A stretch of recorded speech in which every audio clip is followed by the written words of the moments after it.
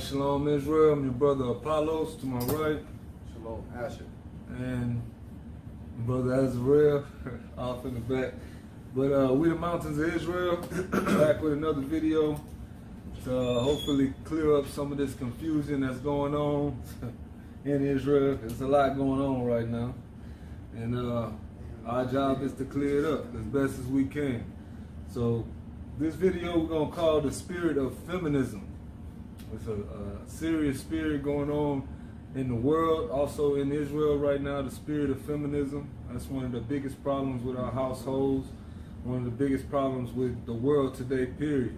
With every part of the world, every foundation is all, he said all of the foundations of the world is out of course. So mainly it's because of feminism. If you have the head sick, the whole body gonna be sick. The head don't know he's the head, then the body can't follow. All right? The body is only as good as the head. So in this video, we're gonna bring out how dangerous feminism is, even letting a little bit in your household. A little leaven it the whole lump. So let's get a couple scriptures on it. 1 Corinthians chapter 11. The thing we're gonna find out is feminism is anti-Christ. First of all, it's anti-order, it's anti-everything that God said we were supposed to do. Feminism takes away the order out of the household, put the woman in power. We're gonna go through the order in the Bible so we can see, clearly what God meant it to be. Go ahead, 1 Corinthians 11, verse 2. 1 Corinthians 11 and 2. Now I praise you, brethren, that you remember me in all things, and keep the ordinances. Keep what? Keep the ordinances as I delivered them to you. So he said keep the order as it's being delivered. And this is a big thing. The Lord is not a God of confusion, he's a God of order. So he said keep the order as it's delivered.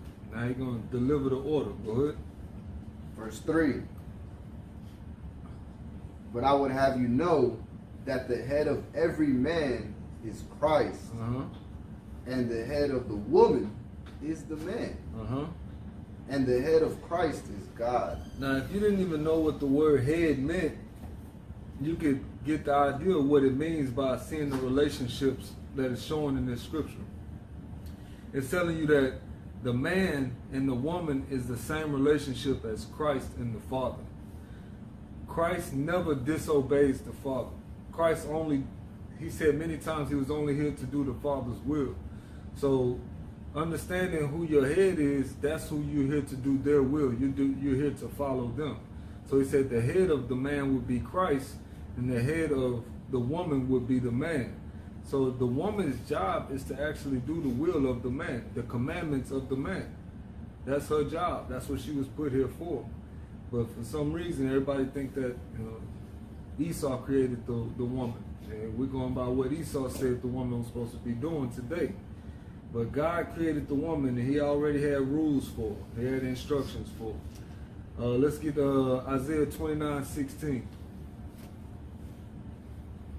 The book of Isaiah, chapter 29, verse 16. Surely your turning of things upside down shall be esteemed as the potter's clay. He said, surely your turning of things upside down. Esau has turned things upside down, and the main thing is the order. He says, surely your turning of things upside down shall be esteemed as the potter's clay. Meaning like he's the one that is shaping everything, like God, the potter's clay. He said this shall be esteemed as the potter's clay. Meaning people are going to think that Esau actually created this, and this is how it's supposed to be. And today, that's how it is. Everybody think that a man and woman is supposed to be equal. They're supposed to have equal say-so in everything, because his ways are esteemed as the potter's clay. Like this is how the Lord fashioned it. But this is not the way the Lord fashioned the world to be. Start from the top one more time. The book of Isaiah, chapter 29, verse 16. Surely your turning of things upside down shall be esteemed as potter's clay. For the works say of him that made it. For shall the work say of him that made it. Go ahead. He made me not. So he says, shall the work is talking about people, women and men. He says, shall the work of him that made it say he made me not, meaning he didn't make me this way? Go ahead. Or shall the thing framed say of him that framed it, he had no understanding? And that's the thing. Today, the women think that God had no understanding with the way he framed and the way he created man and woman in the order. That God had no understanding. Something was wrong with God. That's the old times. That's not how things supposed to be today. But we're here to tell you and show you in your Bible that that's not what God said. God said the woman is a servant to her Lord. That's why the man is called her Lord, because she is his servant. He is her master. All right, there's order with God. And if you don't like order, you're not going to like this video. All right, so he says, surely your turning of things upside down shall be esteemed as the potter's clay. For shall the work say of him that made it, he made me not? Or shall the thing framed, say of him that framed it, he have no understanding? And that's what they're saying again. They're saying today that God had no understanding. He didn't know a woman was going to be as strong as she is today. He didn't know a woman was going to get to the point and surpass a man the way she is today. So God didn't have no understanding. So the rules that he had then don't matter, because now today women got more understanding than God did back then. That's not so. And if you think that, you are anti-Christ. You are anti-God. This country has taught people nothing but wickedness. And like I said, it's our job to expose this wickedness in America, regardless how it make you feel. All right? Another thing about America, the Statue of Liberty. We mentioned it before. The Statue of Liberty is set up as a statue of freedom for women. In the Bible, women are not free. The woman is attached to a man or bound to a man. In America, they promote the freedom of a woman. Why? Because, go ahead. I got one for you to add on to that. They have a poster they promoted around, I think World War II, I believe, where you got the Esau woman, we can do it too. The red bandana. Yeah, that was pushed hard. You know, that has messed up a lot of people's head right there. We can do it, or we can do what y'all do, or whatever they were saying. But they was trying to pretty much put out the spirit that, you know, men and women are equal. This feminism spirit, this anti-Christ spirit, anti-masculine spirit, and this thing gonna have to stop. You know. So we're going to keep exposing it. Let's get Romans chapter 7, verse 2. Romans 7 and 2. For the woman which hath a husband is bound by the law to her husband so long as he liveth. But if the husband be dead, she is loosed from the law of the husband. From the law of what? Of the husband. Of her husband. So he said, once her husband is dead, then she's loosed from the law of her husband. But it says in the beginning, for the woman which hath an husband is bound by the law. She bound by the law. She can't say she's free to do whatever she wants. She has the freedom. America, again, the Statue of Liberty is the Statue of Freedom. God never set a woman up to be free. So she literally went from her father's household to her husband's household. From being under the command and order of her father to being under the command and order of her husband. There was never a time when she just went out and she was single, did her own thing, partied for a few years, lived her life, blazed the trail. None of that nonsense that we teach our people today. None of that. It was you give your righteous daughter that's been keeping the commandments that you taught to obey God to a righteous man. Today they didn't completely messed that up and got a woman thinking that she's free, that she's her own possession, that she can do whatever she want to do, but God didn't set it up like that. She's a servant to the man just as the man is servant to Christ. All right, give me 1 Corinthians 7 and 39. The book of 1 Corinthians chapter 7, verse 39. The wife is bound by the law as long as her husband liveth. But if her husband be dead, she is at liberty to be married to whom she will, only in the Lord. The wife is bound, again, by the law as long as her husband liveth. But if her husband be dead, She is at liberty. Then she gets this liberty to be married to whom she will, only in the Lord, only a man of the Lord. This is the only time that the woman ever is given freedom by the Lord, is when her husband dies. And that freedom is only for her to either go under the church or for her to go and get another man of the Lord. That's the only freedom. It's not for her to go out and just be single for 20 years, doing whatever she want to do in every club in Houston. All right, so the wife is bound by her husband. She's not free. America never created this woman, so she can't tell you, America can't tell you what this woman is for. God created her. Let's get Genesis 2:18. America destroyed our vision or God's version of the woman. God created the woman. All right, we got to go by what he says she is. Genesis 2:18. The book of Genesis chapter 2 verse 18.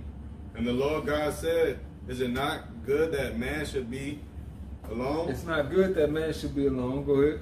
I will make him a helpmeet for him. He said, I will make him a helpmeet for him. So God created the man already, and he said, okay, it's not good that this man be alone. And he said, I'm going to make him a helpmeet. He took this man that he made from the dust of the ground, and he created a woman straight out of his body.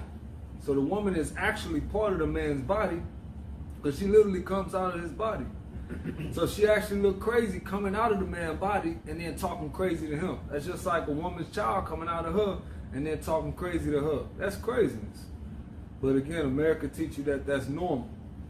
That's just as crazy as a man coming from God and talking crazy to God.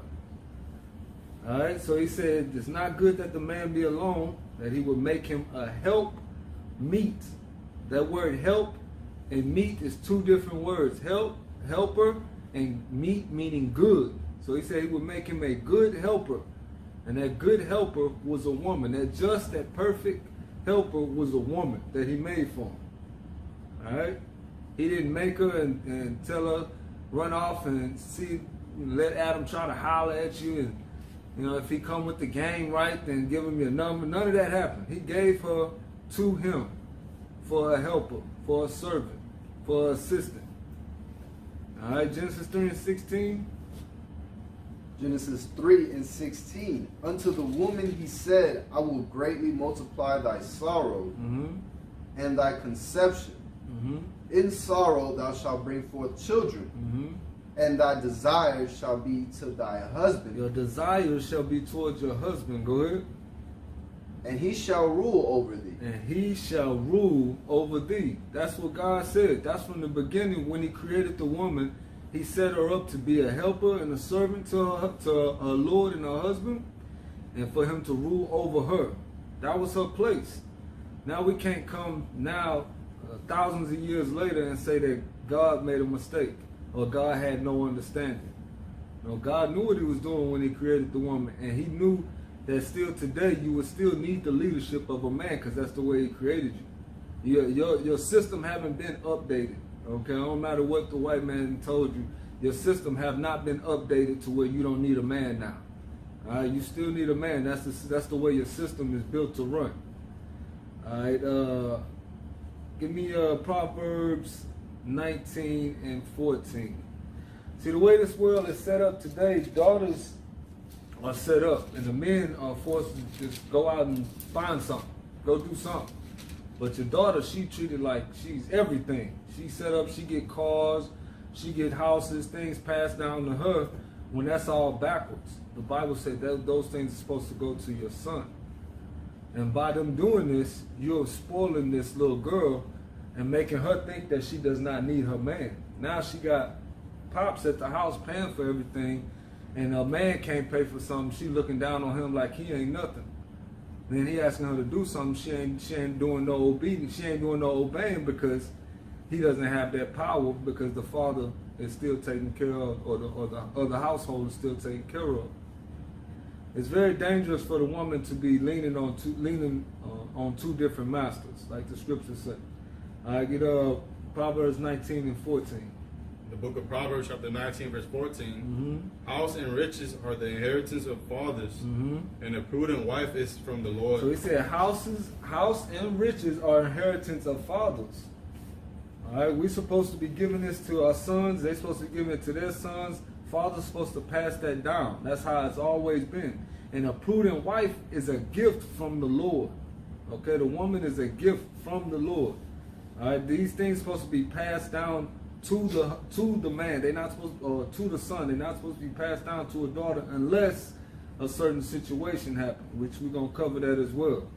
This just shows that God does not see the man and woman as equal, because again, they would have the same traits in the Bible. Deuteronomy 21 and 15 and Numbers 27 and 8.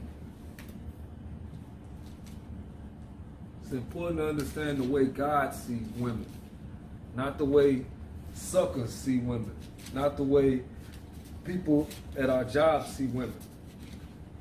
It matters how God sees women.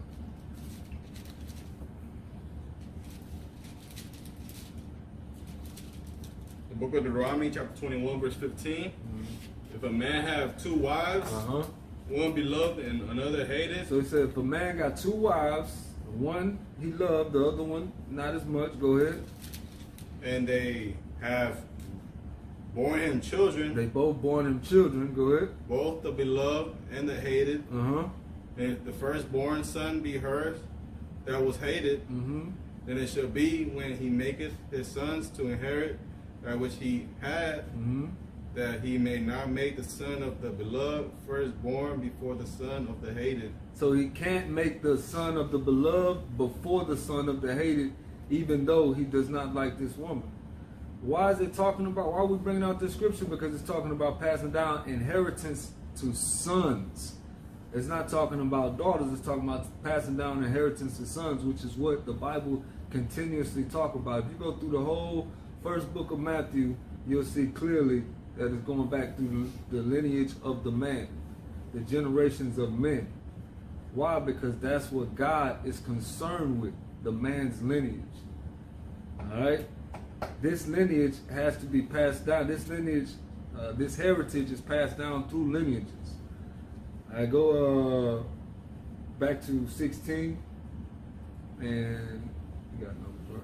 All right. Go ahead. Verse 16, then it shall be when he maketh his sons to inherit that which he had, that he may not make the son of the beloved firstborn before the son of the hated. So the sons is the ones that's supposed to inherit what he has. Numbers 27 and 8.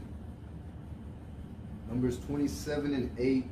And thou shalt speak unto the children of Israel, saying, if a man die and have no son, then ye shall cause his inheritance to pass unto his daughter. Read it again. Numbers 27 and 8. And thou shalt speak unto the children of Israel, saying, if a man die and have no son, then ye shall cause his inheritance to pass unto his daughter. So that's the only way that the inheritance was ever given unto a daughter, as if he didn't have a son. That's the only way.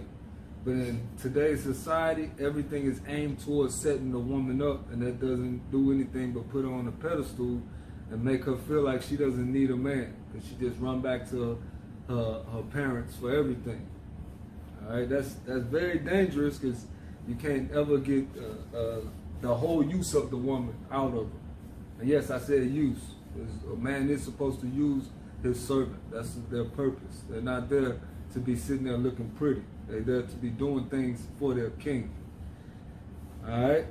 Today it's so backwards. We look at that stuff like that and we think something wrong with the people that's reading the Bible.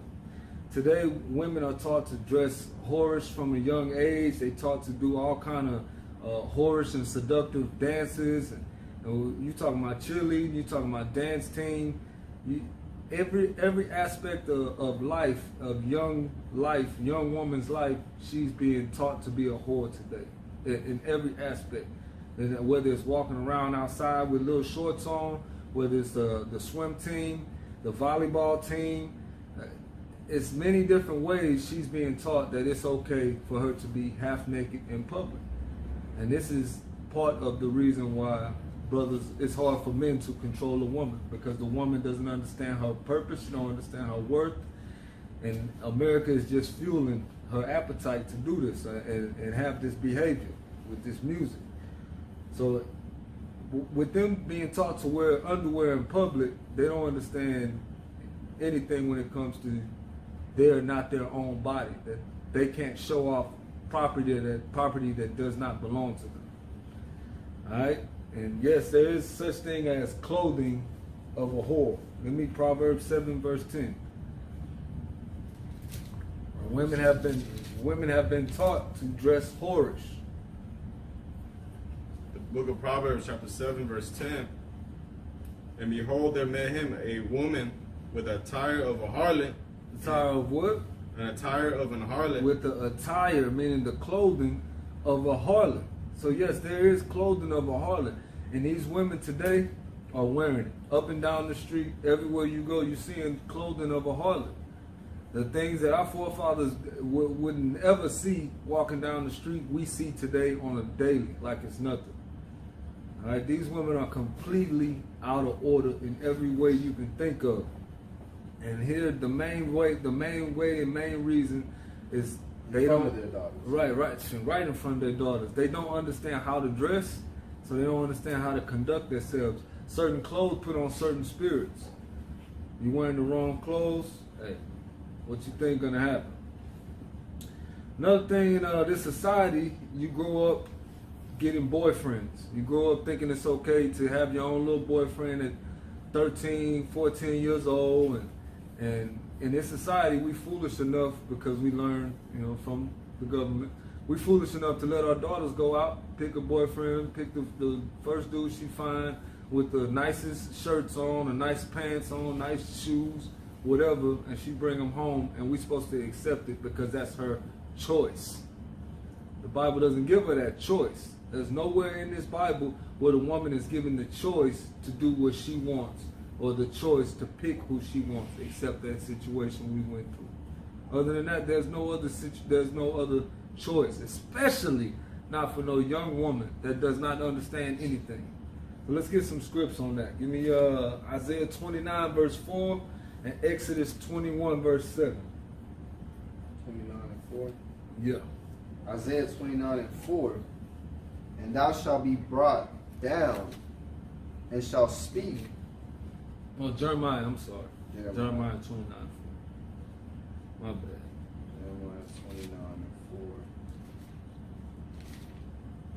4. Jeremiah 29 and 4 says,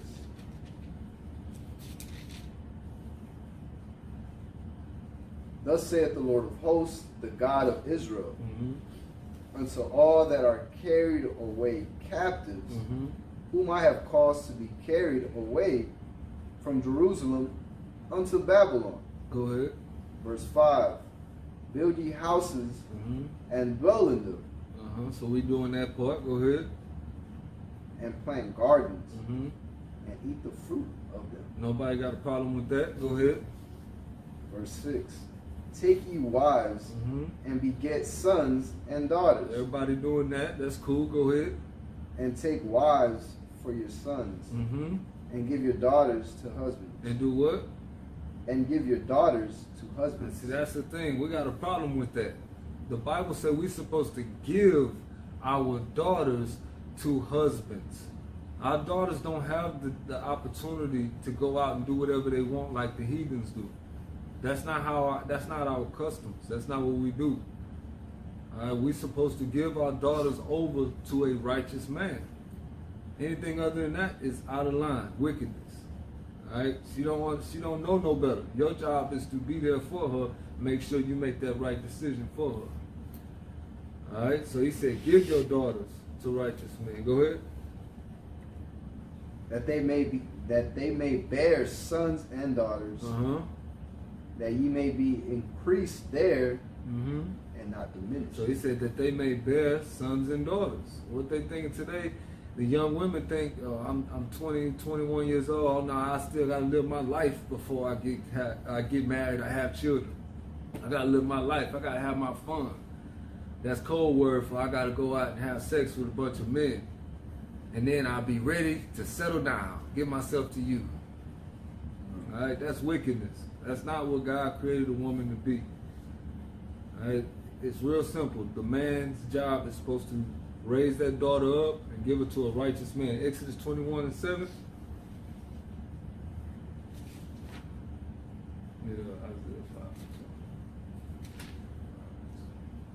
Book of Exodus chapter 21 verse 7. Mm-hmm. And if a man sell his daughter. If a man what? And if a man sell his daughter. If a man sell his daughter. This is what was going on before. Before we came into captivity, our daughters were being sold. Yeah, Esau will tell you that that's wicked. He'll tell you that that's wrong. There's something wrong with us if we think it's righteous for a man to sell his daughter. But read it one more time. The book of Exodus chapter 21 verse 7. And if a man sell his daughter to be a maidservant. To be what? To be a maidservant. So you're going to sell your daughter to be a maidservant.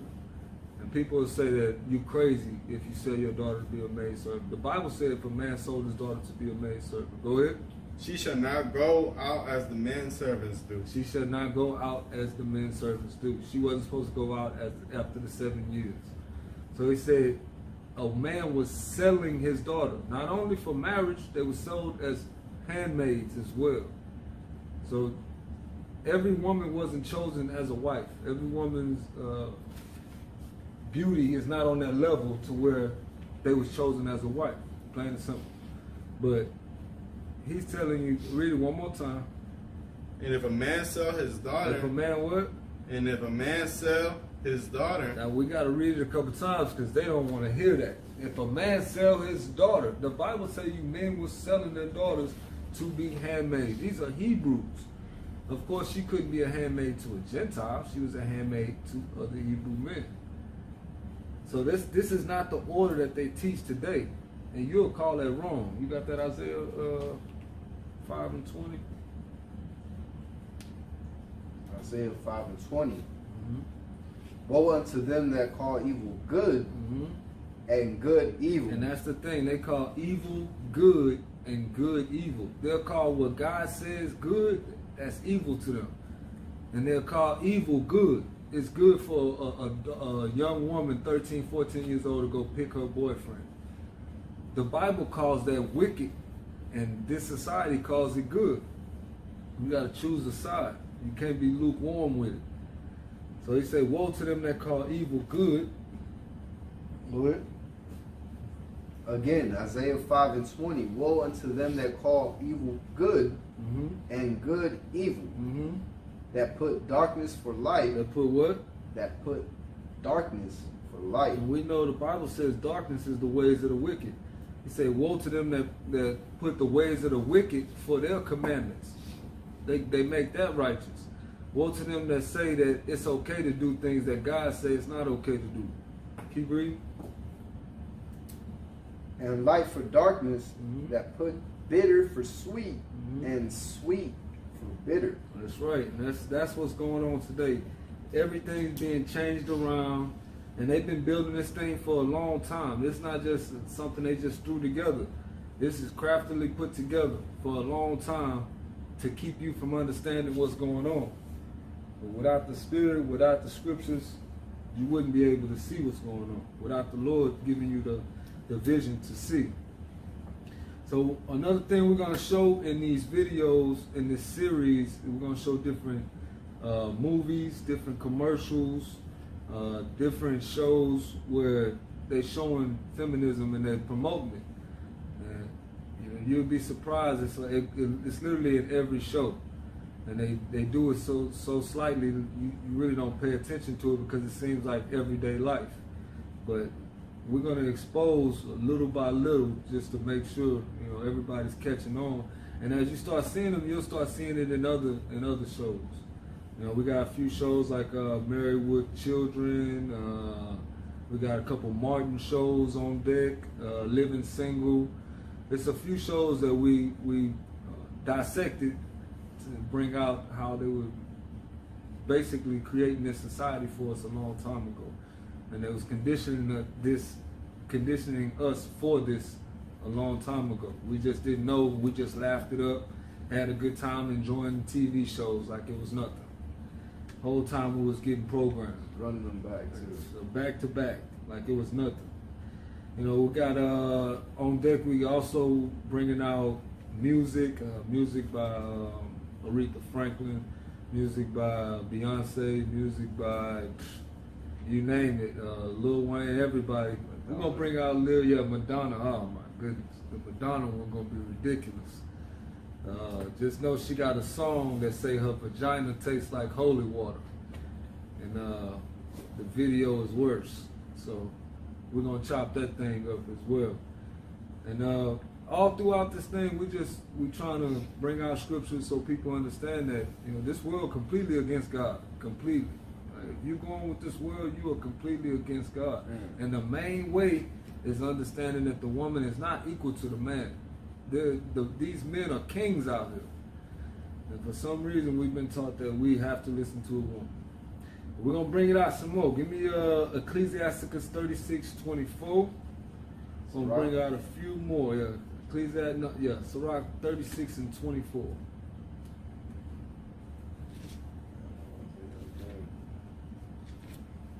26, right? 36. Oh, 36. Yeah. Sirach 36 and 24. He that getteth a wife beginneth a possession. Beginning what? Beginneth a possession. So he said when a man gets a wife, a man now has a possession. All right? Meaning he owns this woman. Go ahead. A help like unto himself. He said a help like unto himself, meaning a helper that's just like he's helping himself. Go ahead. And the pillar of rest. So if the woman is being a possession of the man, and we know earlier we spoke on how the woman is the body of the man, how can the woman then not do what the man says? How can a limb of your body not do what you say? You tell your arm to do something, it's going to do it. My brother just told his arm pick up that glass. The arm didn't hesitate at all. The arm reached out, grabbed the glass, took care of it. Why? Because that's part of his body. It has to obey him. It's the same way with the woman. The woman is crazy to think that she's a part of a man's body, but don't have to obey him. That's absolutely crazy, and that's only taught to you by somebody that's anti-order and anti-Christ. But again, we're going to bring it out to show the importance of why they're doing this to you. All right, Ephesians chapter 5 and verse 22. The book of Ephesians chapter 5, verse 22. Mm-hmm. Wives, submit yourselves unto your own husbands as unto the Lord. So if it wasn't clear enough to understand the order in 1 Corinthians chapter 11, here he said, you know, her job is to submit herself, to obey her husband the same way she would obey Christ. Not the same way she would obey her boss at work, not the same way she would obey her friends, but she have to actually treat her husband as if Christ just walked up. That's her job. Right? We can't change it to being something else. Keep reading.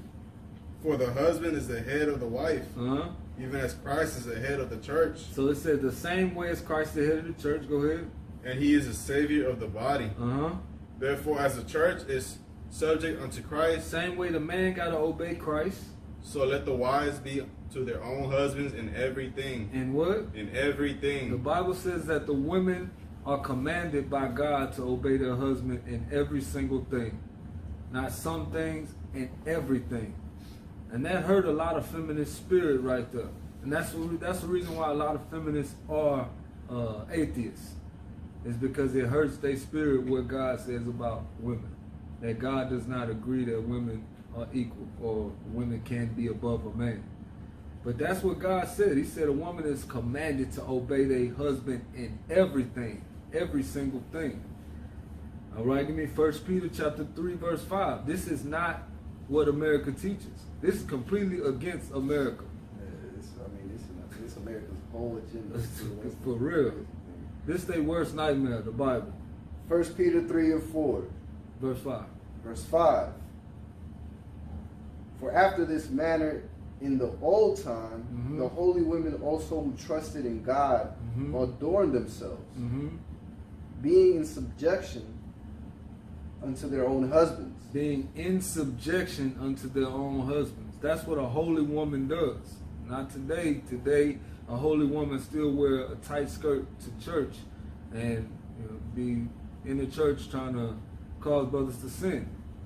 And they'll think this is a holy woman because she in church every week. All right, he said the holy women of God was in subjection to their husbands. They obeyed. They was under obedience to their husbands. Go ahead. Verse 6, even as Sarah obeyed Abraham, calling him Lord. Calling him what?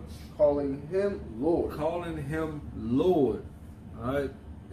Now it went from saying obey your husband the same way you would obey the Lord. Now it's saying that the woman actually called her husband Lord. Why is this? Because the word Lord means master. The word Lord means God. All right, and she knows who her Lord is. She knows who her God is. She knows who her master is. She knows who her head is. That's why she called him that. Today, the woman thinks that nobody's her head. Nobody's her master. Nobody can tell her what to do. Who gonna check me? That's the attitude that she got. And the only reason why she got that attitude is because she can call 911. That's it. Other than that, she wouldn't have that attitude. Now, the question is, what is a Lord-servant relationship?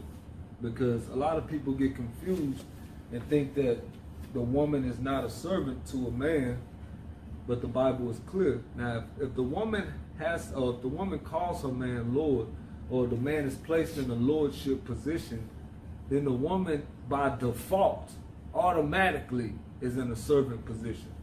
You can't have somebody calling somebody Lord. There's nobody that calls somebody Lord that don't look at them as their Lord and that they're serving them. You don't call somebody Lord that you're not serving. The Lord said in Luke 6:46, why call me Lord, Lord, and do not the things which I say? So the only way you're going to call somebody Lord is if you're doing the things they command, which makes you their servant.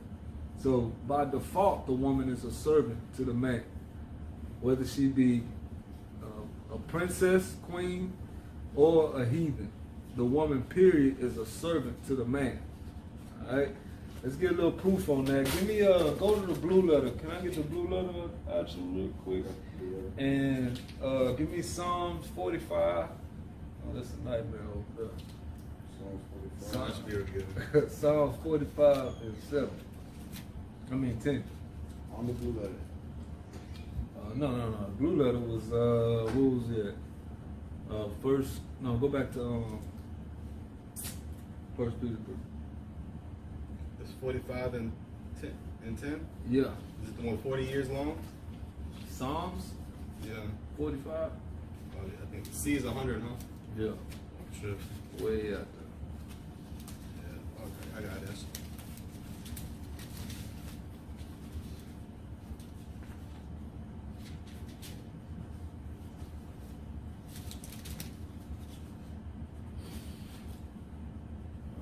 Hearken, O daughter. there. Yeah. Hold on real quick. You got it? The 3. Lord. I'm on 1 Peter 3. You got the blue letter? For the Lord. On this First Peter. First Peter. Give me 1 second.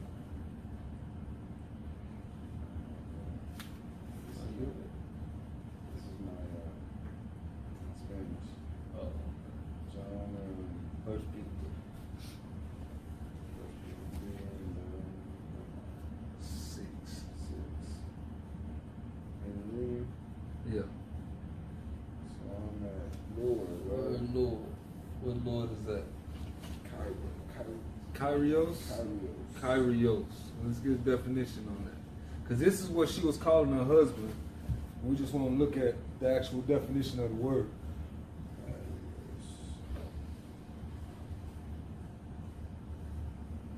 Kyrios.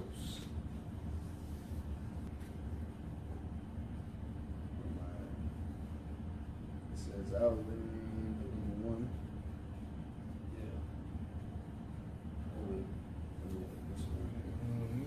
He to whom a person or thing belongs, about which he has power of deciding, master, Lord. He said, he to whom a person or thing belongs, meaning you belong to this person.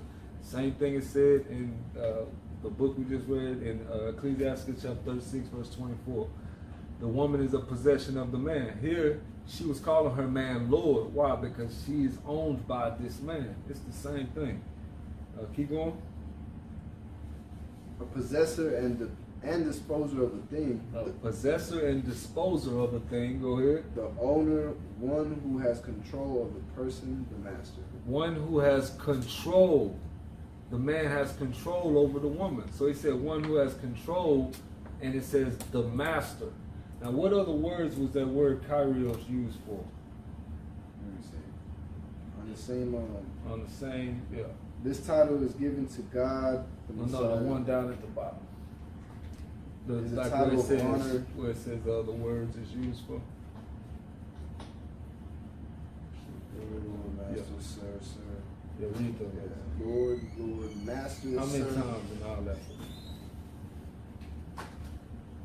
Lord? Yeah. 667 times. So this word was used as Lord 667 times. Go ahead. And that's a capital Lord, L Right. or Lord. And then the lowercase Lord is 54 times. 54 times. Go ahead. Master M, lowercase m, master 11 times. Mm-hmm. Lowercase s, sir 6 times. Uh-huh. Capital S, sir 6 times. And Miscellaneous. So you got the same word being used as Lord, Master, and Sir. This word Kyrios. All right? Why? Because that's what the man is to the woman. The Lord, the Master, and the Sir.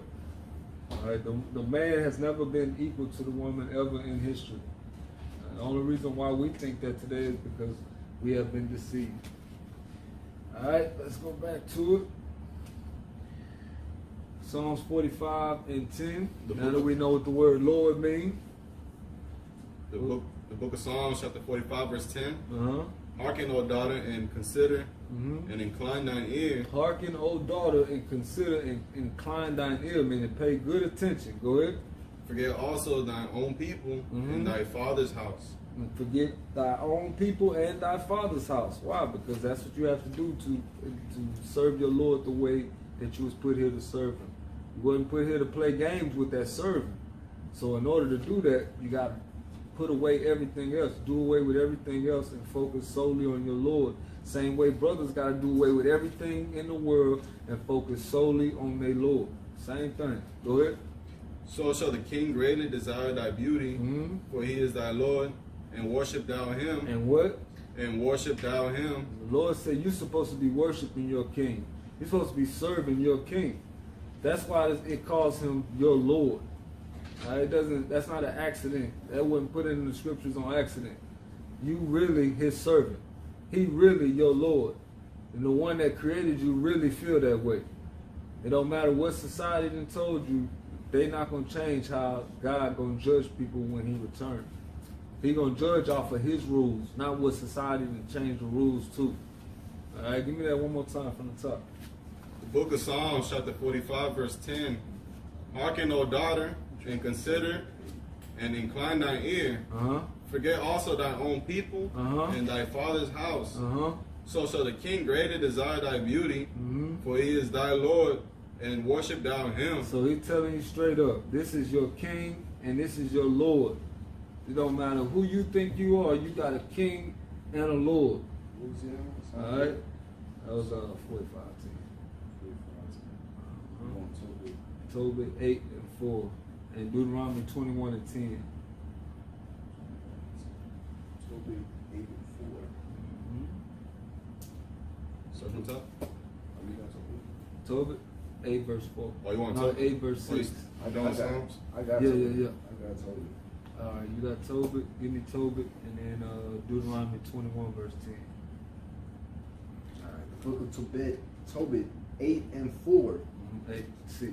Verse 6. Verse 6. Thou madest Adam and gavest him Eve, his wife, for the helper. For what? For a helper. For what? A helper.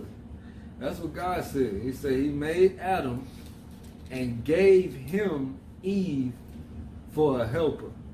That's pretty plain and simple. Today the woman thinks that she is here to be helped. She think that she's here to tell the man what to do, and God never created that.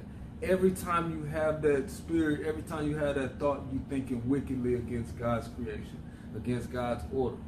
Every time you think that you can do or say something against what your man say, you're thinking wickedly, because you're not doing nothing but taking a bite of that forbidden fruit. That's it. All right, give me Deuteronomy. The book of Deuteronomy, chapter 21, verse 10. When thou goest forth to war against thine enemies, and the Lord thy God has delivered them into thine hands, and thou hast taken them captive, and seest among the captives a beautiful woman, and hast desired unto her, that thou wouldest have her to thy wife. That thou would. So we would go throughout the nations, as I tell you in Deuteronomy 20 and 10. We would go throughout the nations, and we would take hold of all the people of each city. And if they didn't want any trouble with us, they had to give us, we had to take over the entire city and be masters. They had to be servants they had to be servants under us in the whole city. Every person in the city. All right, these are the stipulations all throughout the Bible. We went through this and covered this before. The stipulations is everybody have to serve, not some people. All right? So we will go throughout these cities, and when we would take them over, and the men that did not want to, of course, give up their rulership, they were killed and their women were taken. So now it's explaining what happened with these women. He said, if you see amongst the captives a beautiful woman and has desire unto her, go ahead. That thou wouldest have her to thy wife. That thou wouldest have her to thy wife. That you want her to be one of your women. So if you already have a woman and you see amongst the captives a beautiful woman, it doesn't say you have to leave that woman and then go and get this woman. That's not how it works. The Bible tells you that women were given as gifts to men. So what does it say? Keep reading. Then thou shalt bring her home to thy house, and she shall shave her head. But if you bring her home and you got a woman at home already, in this society, that's a problem. But the Bible said that that's what the man was supposed to do. You think the women had a problem with it at that time? No. Why? Because it wasn't no 911. It wasn't Esau to come and save the day and say that the woman is being oppressed. Everybody was going according to God's laws. All right, that's all I wanted was that part. I just wanted to bring that out so they can understand there is order. All right, give me Judges 5 and 30, even more on this same situation. Us going to war, coming back with all these women. The book of Judges, chapter 5, verse 30. Have they not spared? Have they not divided the prey to every man, a damsel or two? A what? A damsel or two? A woman or two to every man. So you come back from a city with a whole city full of women, you're going to divide to every man a damsel or two. What does God call her? Prey, spoil. All right? That's not equal to a man. That's not equal to a king. Feminism is anti-Christ. It's anti-God, because God never made a woman equal. These women were always subservient, always obedient, and understood their place. Why? Because if they got out of line, they got something put on their behind. There was no white man to come save them, say, oh, you are oppressing the woman. That didn't happen. All right? And when Christ returned, none of that going to be happening no more. Just know that. All right? So the woman is known as prey and spoiled. The woman was never known as something for a man to go and consult with, something for him to check with her, make sure she's okay with this and that. That's his servant. That's like a employer going to work to go check out his company and his building, and then there's certain employees and he's scared to be around. He's scared to talk to. This is his building. He's scared to talk and tell people what to do in his own building. That's craziness. And that's how it is in a lot of men's households. They got possessions and they scared to tell them what to do. They got servants and they scared to tell them what to do. That's a destroyed king right there. So again, God does not look at the woman as being equal. The woman was given away as prey. All right? And to all the women that say that Abraham only had a concubine because Sarah gave her concubine. Let's see if that matches with the scriptures. Get Genesis 25 and 6. Because contrary to popular belief, righteous man, spiritual man, had multiple wives in the Bible. All right? Genesis 25 and 6. But unto the sons of the concubines, which Abraham had. Which what? Which Abraham had. So it said unto the sons, multiple sons of the concubines, which Abraham had. Go ahead. Abraham gave gifts Mm-hmm. and sent them away from Isaac, Mm-hmm. his son, Mm-hmm. while he yet lived, eastward unto the east country. And if you don't understand what a concubine is a sex slave. Okay? I know that hurt a lot of ears, but that's what it is, a sex slave. So if he has sons from these concubines, it's because he was having sex with these concubines. That's how the sons came about.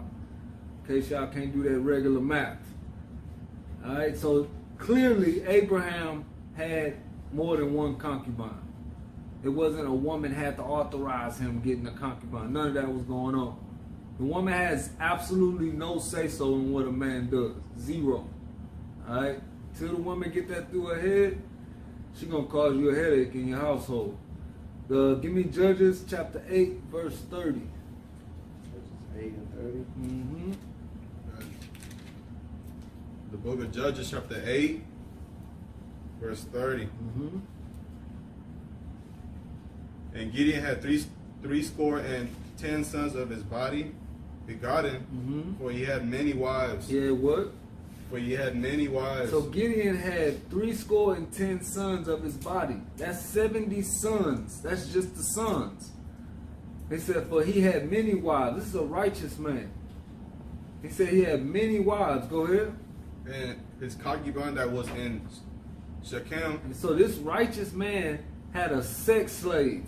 All right, just so you know. I know it don't sound good. Again, woe to them that call evil good and good evil.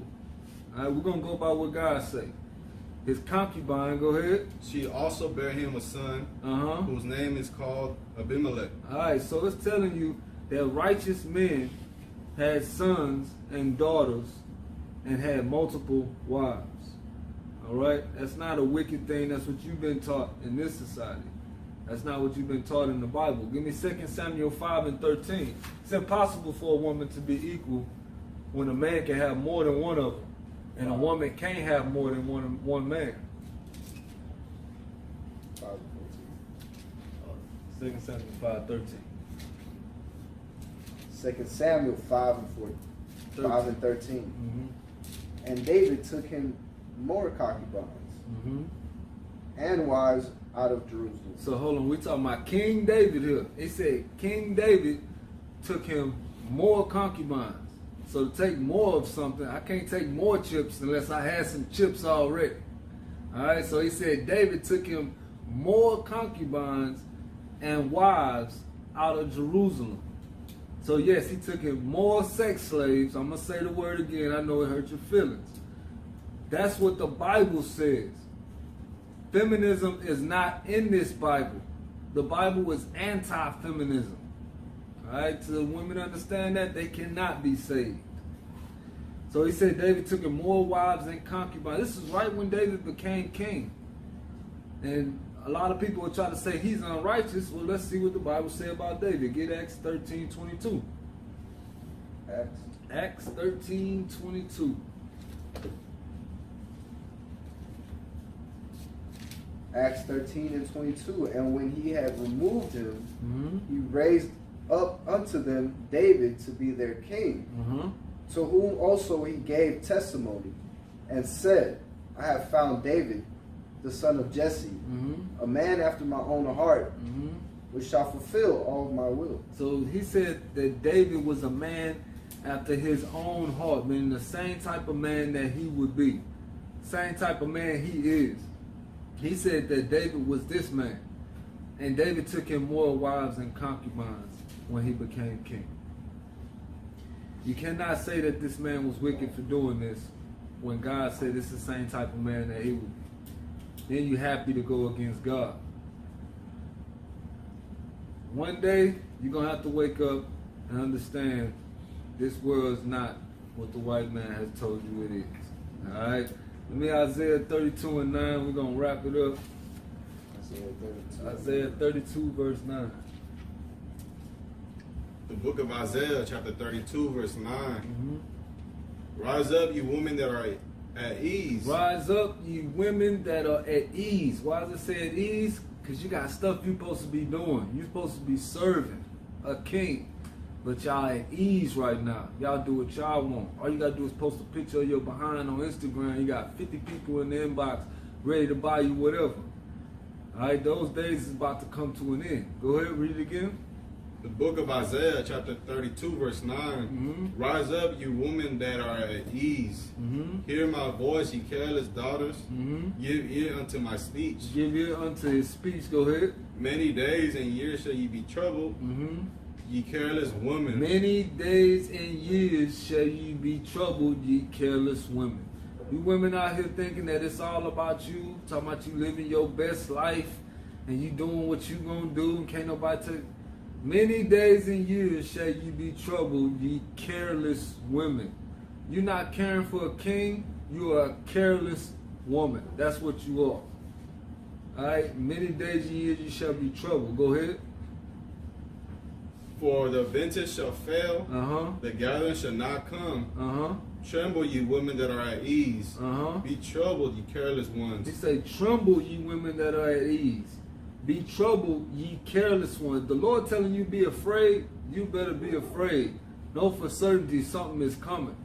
He finna end this party for all these females, all these so-called models, which is really whores.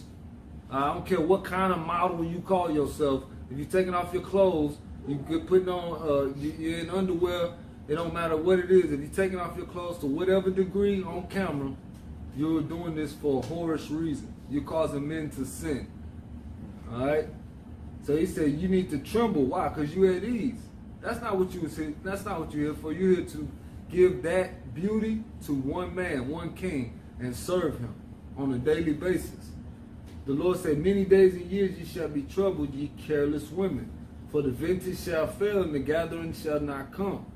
Tremble, ye women that are at ease. Be troubled. Go ahead. Ye careless ones. Ye careless ones. Go ahead. Strip ye and make ye bare. Strip ye and make ye bare. You got all that Fendi and Gucci this and all that. You think that's going to save you. That ain't going to do nothing. The Lord said, come up out of all of that. Because that's nothing but outward appearance. That's no inward righteousness. All our sisters all in the Instagram all day with the camera every 5 minutes. Vain. Vanity. Go ahead. And gird sackcloth upon your loins. Gird sackcloth upon your loins. You're supposed to be in a state of mourning. Understanding that this is about to end and a lot of people about to die. And brothers entertain the fall. I mean, our brothers so asleep right now, they don't even understand that they entertain, the way that they entertain the foolishness and the folly is only to their own destruction. And not just their destruction, their children's destruction, their brother's destruction. You know, the next man's destruction, their nephew's destruction. You know, if you are friends with a dyke, you part of the problem. You're allowing her to think it's okay. You're allowing her to think it's okay to not serve a man and not be what God created her to be and what he put on earth to be. You're part of the problem. Alright? This is just the intro to the feminism videos. We're going to be bringing out a lot of this wickedness that's going on in these videos and movies. Hopefully everybody can get edified. And I got one more. Go ahead, what you got? Sirach 26 and 13. The grace of a wife delighted her husband, and her discretion will fat his bones. Her discretion will fat his bones. Go ahead. A silent and loving woman is a gift of the Lord. A what? A silent and loving woman is a gift of the Lord. A silent and loving woman. Go ahead. And there is nothing so much worth as a mind well instructed. There's nothing more worth than a woman's mind that's well instructed. That means a woman that's well trained, well instructed. I mean, you tell her what to do, she knows exactly how to do it, she in line. It's nothing more worth than that.